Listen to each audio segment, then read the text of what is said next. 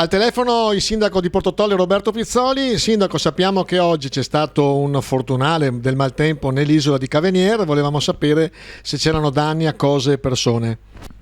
Buongiorno Leandro, stiamo proprio rientrando in questo momento, siamo alla Protezione Civile e alla Polizia Locale, abbiamo finito il giro di perlustrazione e abbiamo avuto un vento molto forte, una pioggia battente non per lunghissimo tempo, di la verità, che ha condizionato non poco soprattutto la viabilità, visto che il ponte di Caveniere è stato interrotto per la caduta degli alberi sul ponte. Poi abbiamo avuto un paio di problemi soprattutto in via delle Valli a Camello e nella piazza Milite Ignoto a Catiepolo, dove siamo riusciti a ripristinare tutto, devo dire anche in un tempo abbastanza veloce fortunatamente.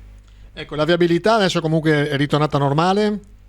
Sì, viabilità scorrevole, tutto a posto, poi ripulito le strade, sono intervenuti anche i vigili del fuoco, la nostra ditta di ammonizione del verde, oltre naturalmente, come vi dicevo prima, i volontari della protezione civile, la polizia locale e anche i carabinieri, quindi insomma un lavoro di squadra direi ottimo.